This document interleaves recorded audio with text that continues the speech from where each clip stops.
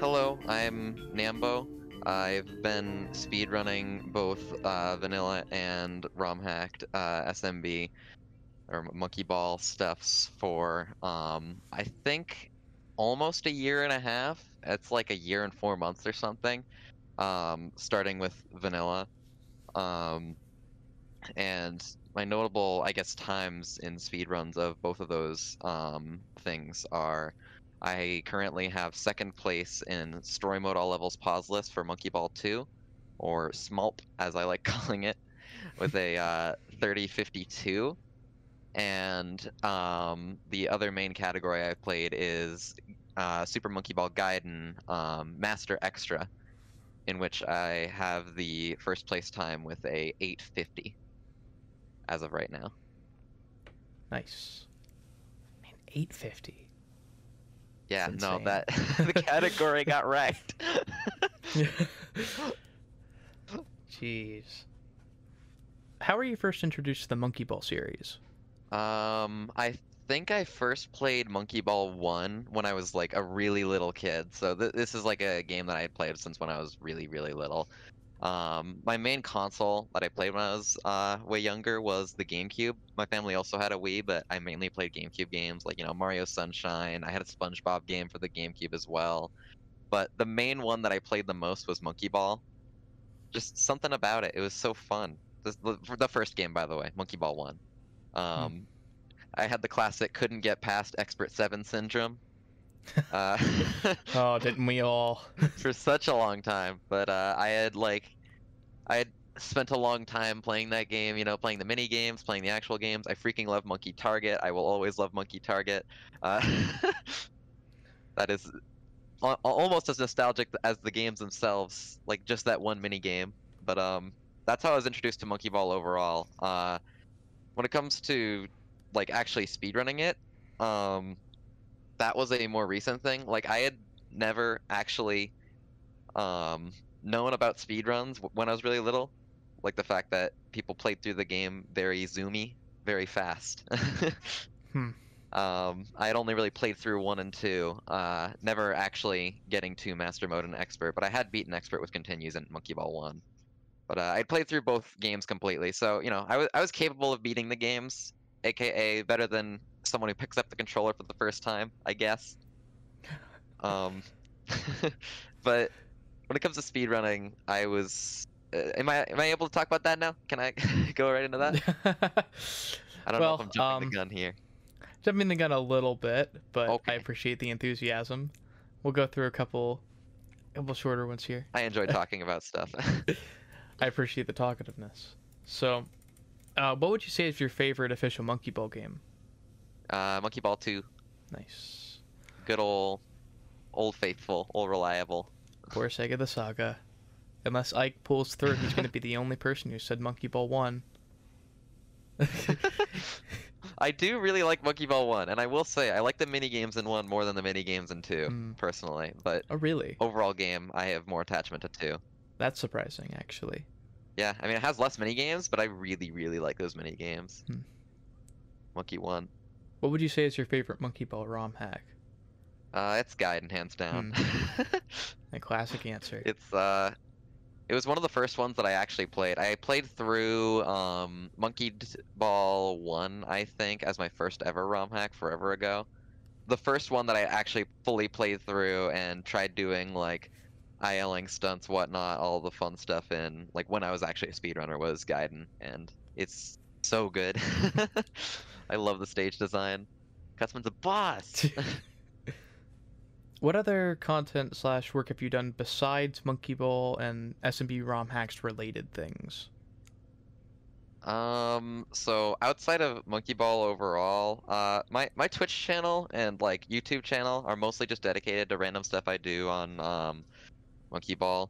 You can find some like old videos on my YouTube if you like go back to the very beginning of the upload history that are like a speed run of a freaking Mine Z dungeon in Minecraft. I don't know if you've heard of that before. Mine Z dungeon. So I guess I have some like old stuff from that, but the main thing I do right now is just Monkey Ball speedrunning, at least content wise and uploading stuff online wise. I play other games as well, but those are just, playing for the enjoyment of playing them. Hmm. I guess some of the other things I've done in the past, my first ever speed game overall was VVV, Oh, I love that. or V6 as some people shorten it to. I only have the game on mobile, and I speed ran it on that. Got my time down to like a 16 something. Man, that's a good game. Not a very interesting game movement-wise, though, since you just kind of go left and right and... Well, no, not compared to Monkey Ball, it isn't. Yeah. Not even a fair comparison. No, it really isn't. But yeah, I guess now we get to roll into all the crazy speedrunning discussion. Roll. I see what you did there. Very clever. You got me. I see what you did there. So, what was the process of learning Monkey Ball speedrunning like? So, do you want to hear first about like kind of how I learned about speedrunning and whatnot? Yeah, sure. So, the first I had heard about speedrunning in general, like before even Monkey Ball speedrunning, was through GDQ, as many people first hear about it. And after a while, I had noticed like, oh, that game that I played a lot when I was little is there on the GDQ thing, and there's someone who's going really fast.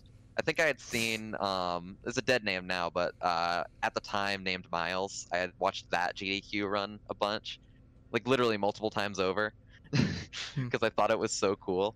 Do you know what they currently go by? I think Claris. Okay. I can Currently. clarify in the video or whatever. I'll try to track that down. Yeah, it's a dead name now, but sure. Yeah, that GDQ run from a good while ago. I had watched that multiple times over, and just like in February of 2019, I forget what year, about a year and a half ago in February. I'm not gonna check the year. I had it's 2020. I just did the math in my head. Okay, cool. In about February though of that year, I had just randomly what had happened was I had discovered that one of my friends that I had met through Minecraft also played Monkey Ball as a kid, and so we were both like at the same level of good enough to beat the game but not super good at it. So what we ended up doing was we decided, because we both played this game as a kid, we decided to do individual world races with no practice. And me and Null, that's the person's name, had raced through a bunch of the worlds separately, and we were both really bad at them. Like, we'd get stuck on stages just constantly. It was basically whoever doesn't get stuck beats the other person. But that was my first experience actually trying to go fast in the game, and after doing every single world in the game as a race with Null, I had eventually decided, you know what, I might get back into the speedrun, because I had gotten the whole YouTube recommended shtick of I watched a couple GDQ videos again because I thought it was fun, and they ended up all on my recommended, and like, you know what, I'm gonna try this. So that's kind of how I got into running my first category in Monkey Ball specifically, being story mode all levels pauseless, or SMULP. When it came to actually learning it, like for my first ever run and like the very, very beginning of learning the category for Monkey Ball 2, it was basically, I can complete these levels casually, which ones would I get stuck on? Practice those to be able to beat them. So it was mainly the big labyrinth-like stages in World 10. So I went in and I had like figured out a route on Labyrinth, memorized it, figured out the letters on Invisible, memorized it, stuff like that.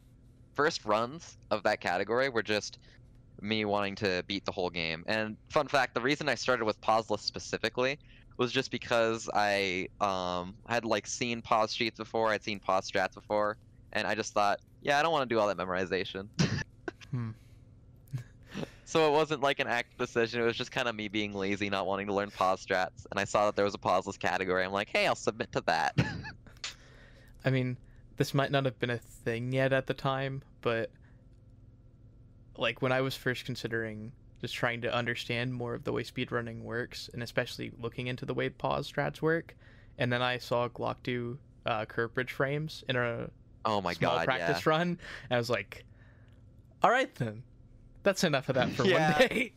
Yeah, frame strats go crazy. Man. Seesaw Bridges frames is another big recent one that is also absolutely freaking insane. Hmm. So yeah, no, frame strats are crazy. And I just, when I was learning the game, I had seen like people doing frame strats, learning frame strats, whatnot. And I just didn't want to do the memorization. Like, I'm like, if I'm learning a video game, I don't want to feel like I'm doing math homework, trying to memorize strat. Sure. I want to feel like I'm playing a game. So I want practice to just be playing the game, not looking at a pause sheet. Hmm. Like, get this number in my head. What's the number? What's the number? 36. After that, it was so I my first ever time in the category had been like a 1 hour 20, like I think yeah, it was an hour 20. And then I brushed up on some stages, got like an hour something time, and from there I started actually learning like stage by stage some of the actual skips. I think the very first strat that I had ever learned was sliders in World 1, because that's like the first one that you see when you open up a GDQ run of some sort. Hmm. Like you see them playing all the stages in World 1 normally, and then they get to sliders and they dunk into the goal from really high up, and everyone claps usually. And like that's the cool one, you know? So when I was learning the game, I was like, I want to learn the cool one. So I went in and I just kept throwing myself at it until I eventually got a setup that got myself in. I didn't like watch any tutorial videos on anything. I basically just kind of had an idea of what the person did in the speed run and was like, I'm gonna try that. Figured out a setup for it and tried to do it. Hmm. So that's how a lot of learning the speed run for Monkey Ball 2 was, at least near the very beginning. As my time got lower down, it became more and more like, now that you know the strats, just die less and stuff like that. So it became more of a consistency learning thing of just keep doing runs, make sure you get as many no resets out as possible. And it stayed fun every part of the process, even though it changes. Right, because I mean, the meta for this kind of stuff is almost constantly changing. Yeah, well, I mean, not even like the meta overall, just within a individual like person's journey speedrunning any category. It goes from feeling like, can I complete all these stages casually without getting stuck to can I complete them all relatively fast without dying a lot? And then eventually it becomes, can I do all the fast strats in a row without dying once? And Hmm. like that whole shift is really interesting to me. And it's like you can very much start to feel it as you reach the sub 40 range and like 39, 38, 37. You start bringing your time down and you feel that shift. I think it's super cool. That's my experience in learning the vanilla game. So it was a lot of just coming up with my own setups to figure out how people do things. And then eventually later on, I would, someone would up into my stream, one of the better runners than me might, be like, oh, hey, someone's streaming Monkey Ball. They would come into my stream and be like, hey, you're doing this strat completely wrong and making it slow and worse. And I'm like, oh, really? And so over time, my strat list kind of evolved from my own things to basically whatever the quote unquote strats are for the levels. Like if I was boosting wrong on a stage, someone would be like, hey, if you boost this way, it goes faster. Hmm. So that was a kind of interesting evolution of like starting out doing my own stuff and then eventually reaching what most other people are doing. Sweet. What would you say are some of the most notable differences between approaches and strategies in casual runs versus ILs and larger categories, respectively? Um, so there's the base difference is that most people already know of is, of course, ILs are much less consistent and faster. But when it comes to like the average stage in Monkey Ball 2, the IL usually looks a lot more clippy than the actual RTA strat. Like, Hmm. because you want to maximize the amount of time you spend in the air in ILs specifically. Okay. And so usually you'll see people nabbing corner clips on every single spot they can possibly get Hmm. in order to make sure they're not on the ground at all. But corner clips are kind of inherently inconsistent unless you're pausing, which, pauseless runner. Ha. Hmm. So if you're doing clips, you want to get consistent setups for them, which is why Wormhole sucks, because Wormhole is a giant clip strat that saves 10 seconds that you can't guarantee is going to work. But yeah. So that's kind of the main difference I'd say on average between stages in RTA and ILs. ILs are much less consistent. RTA is more, let's get a setup for this and make it work. ILs are just let me zoom to the goal and stay in the air. Obviously, every individual stage is its own complete different beast, so it's not always going to be that case, but that's the case Hmm. for a lot of them, at least in the vanilla game. Sure. Would you say that changes for any ROM hacks? The main ROM hack that I'm familiar with, again, Gaiden, Sure. I'd say that changes a lot because the thing is, in Monkey Ball 2, the fastest way to get to a goal is usually the intended way, but you're in the air, or like, you just kind of jump over the stage kind of thing. Mm-hmm. In Gaiden, most of the stages are so much more complicated that the IL just takes a completely different path. Like, it doesn't just do the RTA movement but stay in the air more a lot of the time. It literally just goes a different direction than the RTA strat in an IL. Like, for example, a really good stage for this would be 9-10 Apparatus in Monkey Ball Gaiden. The RTA strat for that stage, for consistency reasons, goes around, clicks one of the buttons to lower the goal down, then walks back through the wormhole, turns around, and like does a jump in order to get to the goal. Whereas the IL takes a completely different route of just jumping onto the platform where there's this like spinning thing, and they get whacked by the spinning thing, get an edge clip, and just shoot straight into the goal. Hmm. So, like, that's just one example of the general theme in Gaiden, I'd say, between RTA and IL, is that you usually take completely different routes that involve some kind of inconsistent collision in Romhacks with more complicated stages, like Gaiden. So, what would you say are some of the most notably difficult skips and strategies used in both vanilla, AV, SMB, and the major 3 ROM hacks, since that's probably what you have the most experience with? So for vanilla, there's kind of two categories of difficulty. You have difficult pause strats and difficult movement strats. Hmm. So obviously you've already mentioned curve bridge. That's one of the biggest ones in the vanilla game. Gimmick frames are another big one because it's 5 frames in a row you have to hit with no backups. Otherwise you lose time. Well, I mean, there's backups, but they all, they lose like 5 seconds. Oof. So there's hard pause strats, but from actual experience, I've only ever played pauseless, so the hardest skips in pauseless, the single hardest stage in pauseless is dribbles, hands down. It's freaking dribbles. I hate dribbles. Welcome to Nambo complains about dribbles, the thing. That stage is so dumb in pauseless. So I don't know if you know about what we do on dribbles in that category, but in paused, there are multiple different frame strats that just either get rocketed into the goal or get sent into the air by the dribble, like at the very start of the level. You hold up, and then you hit down right, and you can get launched into the air if you hit a 2-frame window with frames, and then you can just go into the goal. And the adjust is kind of difficult, but whatever. Mm-hmm. The frame's not that hard to hit. In pauseless, there is no easy, fast way to skip the stage, and so what I do in runs on that stage is literally I just unbuffer the frame window. I hold up, and then right at where I would be doing a pause strat, I just switch to down right and hope that it worked. So it is the meme of doing the pause strat without pausing. That's literally what I have to do on dribbles, and it's the worst stage in the run. Man. But some of the other more notable hard skips are stuff like curve bridge first cycle, spiral bridge first cycle, both hard movement strats. Sure. A lot of stuff in World 10, like created by the last stage in the run, is pretty difficult. Entangled Path is difficult to learn. Double Spiral is a hard cycle skip that you have to get. There's all sorts of stages which are pretty hard. But another pauseless exclusive thing, I guess, if you want to get input from what I'm specialized in. Absolutely. Another really hard pauseless strat that comes near the end of the run is Invisible. That stage, because playing it casually takes freaking forever. Yes. You gotta spell out the whole thing with all the letters. The movement takes way too long. It sucks.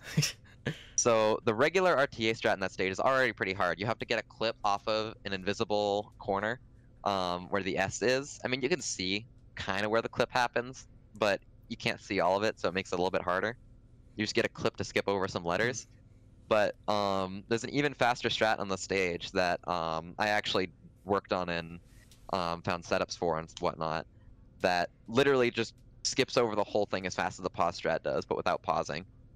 So That is one of the harder strats on the run because it requires really good decision making, and you also just need to be able to pull out whatever you can out of the collision that you get. You basically chuck yourself at the level as it spins in, and then you try to get clips as much as you can to make it to the goal, which requires so much like stage knowledge. You basically have to know the layout of the stage while it's invisible.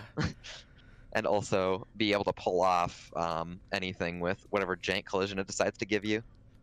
Yeah, trying to clip off of things you can't even see is just sounds maddening. Yeah, I have had so many attempts where I've literally just fallen into the gap between letters because there's like the straightaway near the bottom that you generally want to try to land on, but there's a few gaps between the letters down there. And so those are usually like the falling spots where I'll just mistakenly forget where the gap is and I'll be like, ah, shoot, that's a freaking gap. Oops. But I guess that's vanilla. Do you want me to go into Romhacks? Yeah, go for it. Or specifically the categories I've run being I've done one guide and small run, so I don't really have much to say about guide and small. I guess I could talk about guide and master a lot though, because that's kind of Your specialty. my main category. Yeah. In guide and master, all the stages are hard. There's only 11 of them, but pretty much every single stage is super hard to learn. Like the world record in that category is as long as advanced, and advanced is a 40 stage run in Monkey Ball 2. Like, and this is 11. So every single stage in that category is hard, but I'd say the hardest ones, at least for me, are performing the movement on Pride very fast. Pride being Master Extra 7, the stage based around wires, which takes a full minute. And the hard hitter of the whole category is Grand Finale. No matter what you're doing on that stage, that is the hardest stage in the category by a long shot. I currently do a strat that completes the stage in just about a minute called 240 Grand Finale, which I'm the only person who does that strat able to do it at all. Walker's been talking about trying to learn it at some point if he decides to come back to Master, but yeah. Grand Finale, no matter what you're doing, is the hardest stage in the run, and it's the last one, so pretty climactic and epic. If I do say so myself. I'd say so. It's fun, though. It's honestly pretty rare as far as Monkey Ball difficulties go that your hardest stage ends up actually being your last. Yeah, I mean, Created By is a pretty hard strat, but it's definitely not the hardest in the run for Monkey Ball 2. And then, you know, Monkey Ball 1, what do you got? You got that cube stage on Expert 50. That's not hard. That's not hard at all. That's one of the easiest stages in Expert. The stage itself is one of the easiest. The pause strat, I guess, is a little bit harder. Exam A is kind of the most difficult thing in beginner. Yeah. And then, well, unless you're counting the extra stages, I guess, which kind of throws a loop into all that. Yeah. Romhacks do a pretty good job of making last stages the hardest, though. Like 651 Antlers is really, really difficult. So that's an appropriate 651 hard last stage. Yeah, it yeah. accomplishes that goal, all right. Guide and Small Curtain Call is known as one of the hardest strats in the run, and it's the last stage. I mean, unless you load bin up something. Some players do that, by the way. They'll specifically play the stages in World 10 out of order to get Curtain Call out of the way early because it's so hard. It's kind of crazy, actually, the way that, depending on the way you loaded stages, it would actually increase, or rather decrease load times.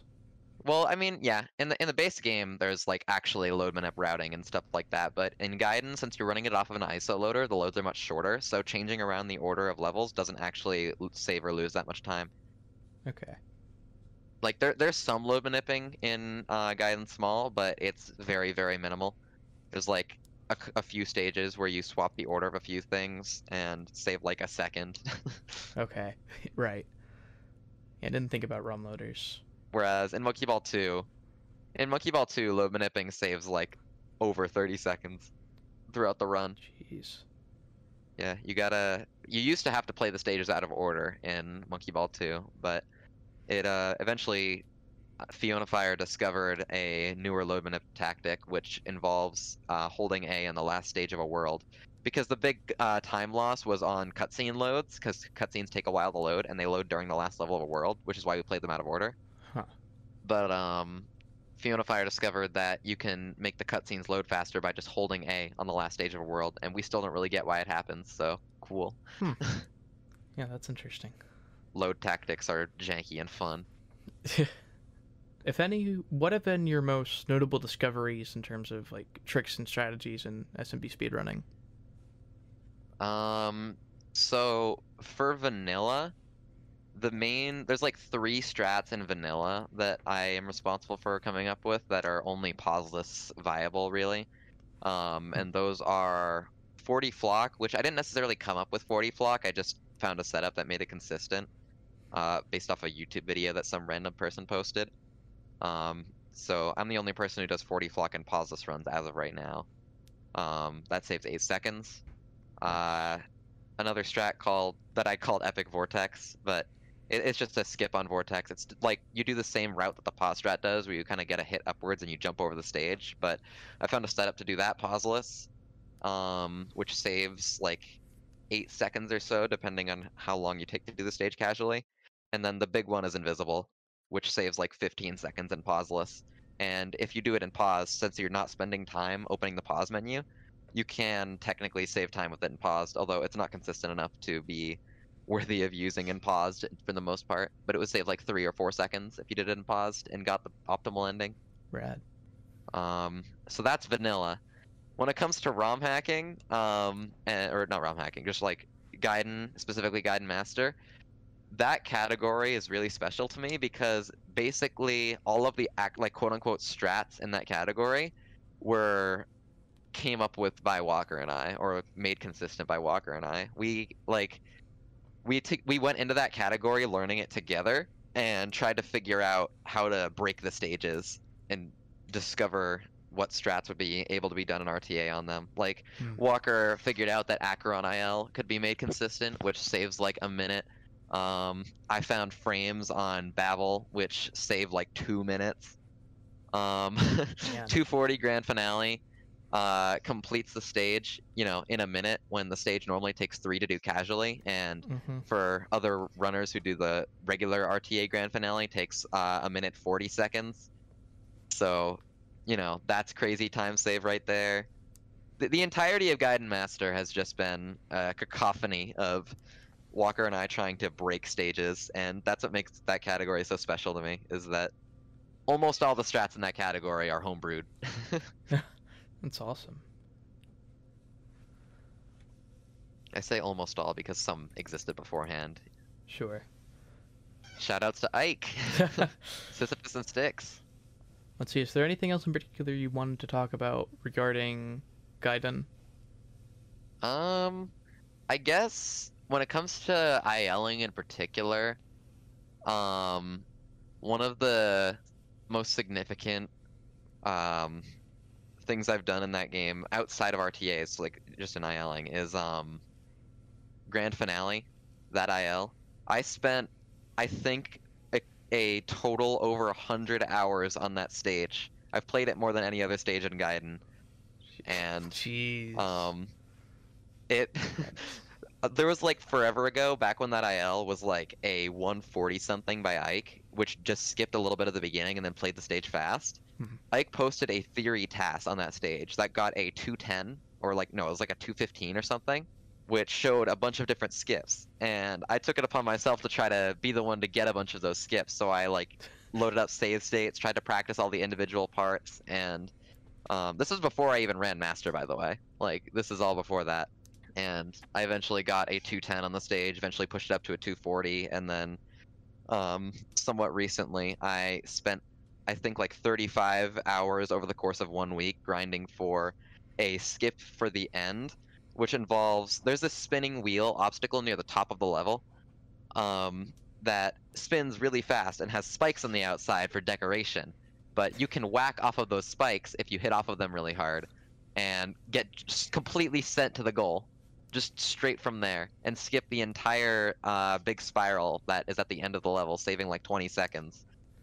So I spent like 35 hours or something in 1 week grinding out that strat, and I think it's my best completion in any individual stage, individual level run in Monkey Ball as of right now. Wow. And probably as of a while. Honestly, that does remind me, one of the most fun things to watch on the stunt compilations, and really just in general for strats, is people able to go off of decorative objects that just happen to have collision and making actual strategies, Oh yeah, I love that so much. and it just it's like you broke the laws of physics. Like, it's amazing. It's like this person put Like, this here it's magic. and was like, I'm gonna give this thing collision. No one's ever gonna hit it though. And then someone goes up and is like, I'm gonna hit this spike and go to the goal. Or like background objects too. That's why I love so much when people give their backgrounds collision in Monkey Ball Romhacks. Like SMB1 style by Toothy does that a lot, Yes. where a lot of the background objects will just have collision, so you can jump off of them and hit them and do funny stunts and stuff. Which I haven't even talked about that yet. Actually hitting the proto switches on Monkey Ball 1 Master. Oh, the ones on Edge Master? Yeah. That was surreal. If you've played them, what are your thoughts on Kaizo, SMB, and the Monkeys Need Hard Levels to Breathe series? So for those two, I haven't played Monkeys Need Hard Levels to Breathe, and I've played Kaizo, but barely. So this is like, this question, I'm not gonna be able to give much of this question, but I played a little bit of Kaizo, and I think that the stage design is a fun kind of wacky. It's like, I think it kind of knows that it's not supposed to be fair, and that's what makes it charming, in my opinion. It's got that Kaizo spirit. Yeah, it's got that Kaizo spirit. It's not a fair, fun to learn Or I mean, you know, it might be fun to learn, but it doesn't feel fair. But that's what makes it fun. And I guess that's what I've gotten out of the little I've played of Kaizo. I like skimmed through the stages that looked like they would be fun using the practice ROM. I know I'm a deadly cheater. I didn't actually play through everything. Well, I mean, I don't even think I made it through World 1 of Kaizo. Just trying to do it legitimately, so. That's fair.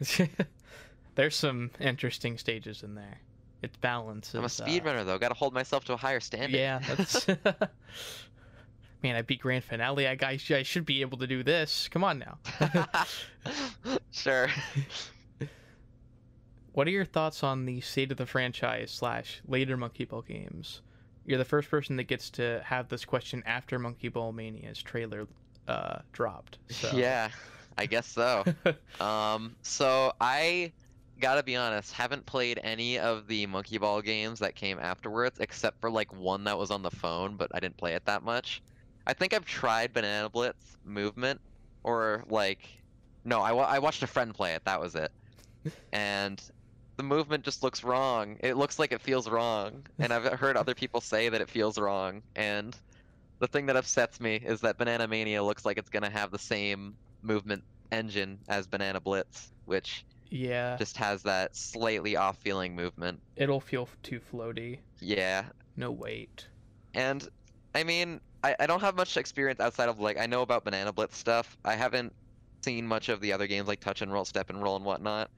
But Banana Blitz, like, isn't a horrible game just because it's only bad in the context of Monkey Ball, really.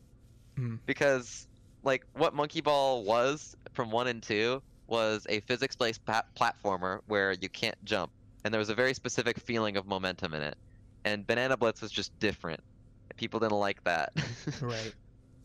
It is nice that in Banana Mania, for the trailers at least, and what they've divulged about it so far, it is nice that it seems like they're caring about what made the originals good, but as someone who's played the originals to absolute death, I don't think I'm going to be able to get over the physics engine. It'll probably be good for people who haven't played the games much, but, like, remember them fondly as a kid, but it'll probably be a good casual experience. For us nutters who play the game a little bit too much, it's not going to feel right.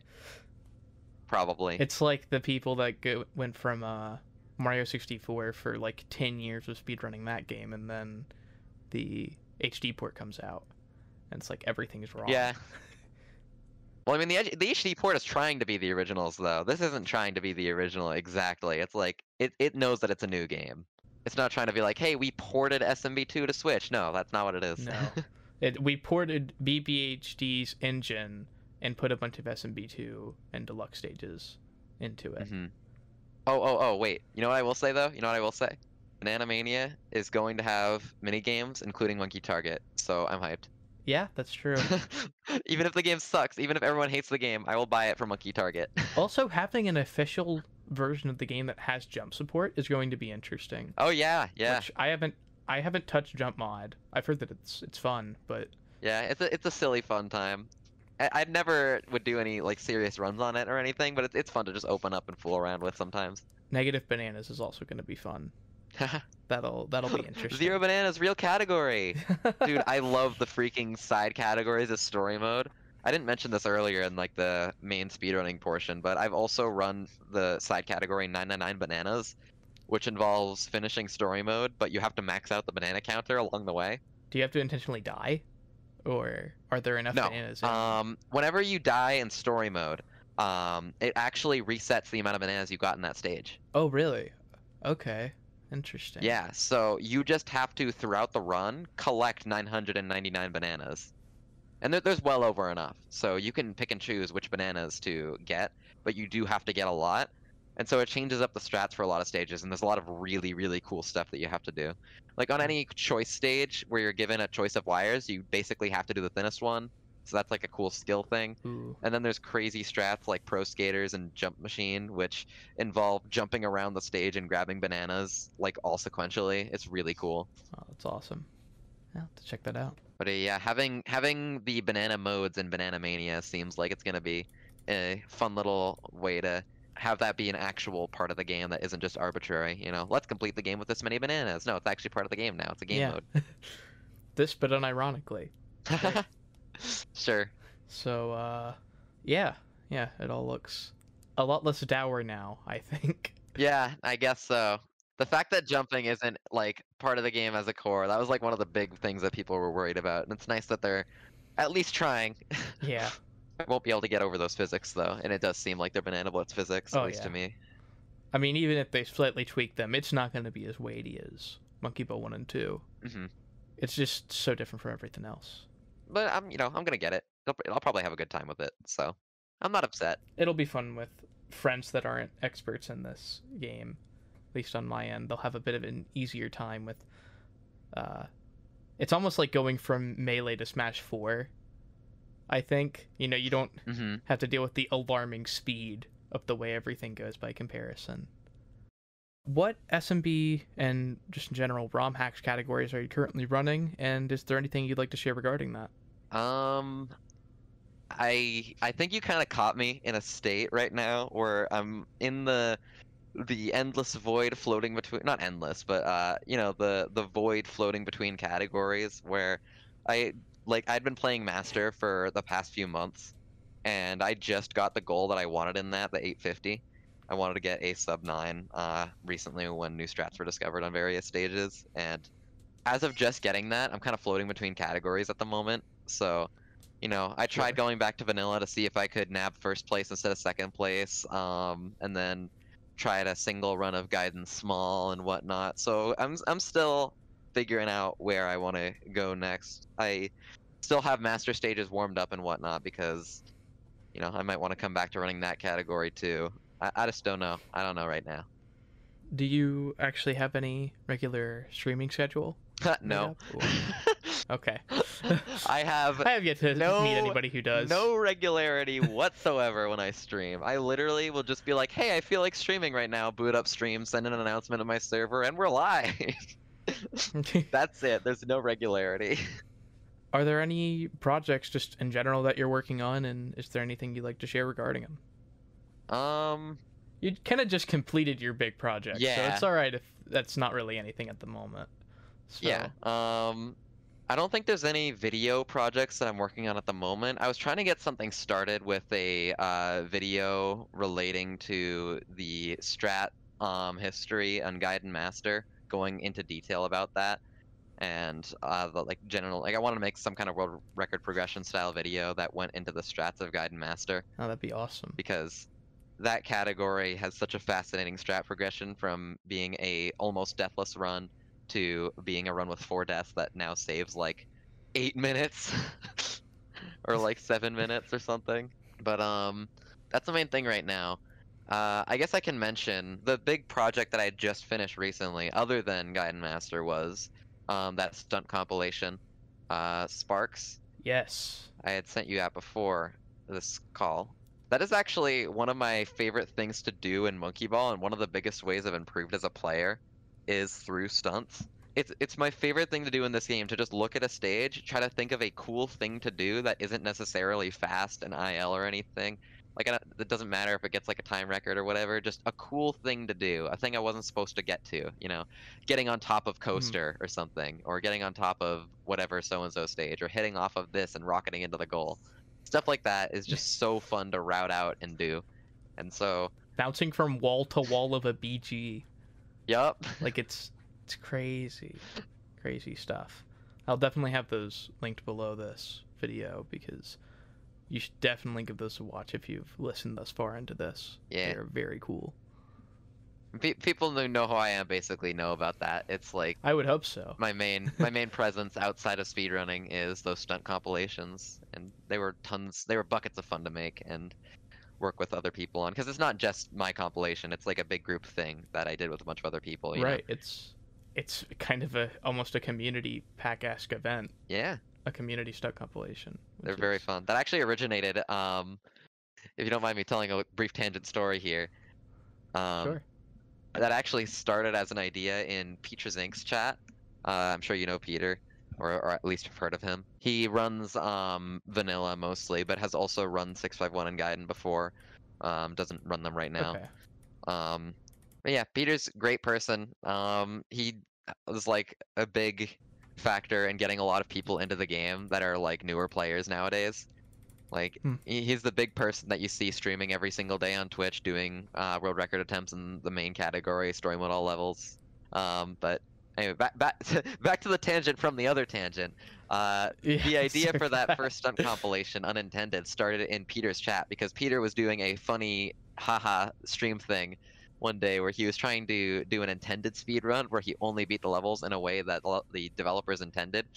And me and another runner 42 guy in chat had just been talking about, you know, what if there was like an unintended percent category where you literally just played all the stages but you can't do the intended routes. And so we were joking about that for a while, and eventually the idea morphed from a speed run into a compilation, and we started kind of looking for fun replays to get in Monkey Ball 2. And the culmination of that was that big group stunt compilation, Unintended, and then we did another one, which was cooler. But yeah, that's a big part of how I actually improved at the game. Like, I'd say one of my strongest individual like components of controlling the game right now is air control, and that is strictly because of how many goals I've had to dunk into from wacky angles for stunts. I guess that kind of concludes that tangent. That's like the main project I had been doing outside of speedrunning, is those stunt compilations. I might do another one in the future, I don't know. I guess it all depends on what hacks come out and what hacks I play, and if I find new stunts and anything. I don't know if I'll be able to do anything as big as Sparks, though, because, oh boy, that was a lot of work, and it was big, and whoa. I mean, I don't know. Between Monkey Ball launch, Sudachi's pack, eventually coming out, whenever Madness gets finished. Yeah. There's opportunities. I think a big thing is if Kutzman ever finishes Fukatsu, which is the sequel to Gaiden that was in the works a while ago. I think he's not working on it at the moment, but he might end up working on it again at some point. I'm not sure. I don't want to be quoted on any of this.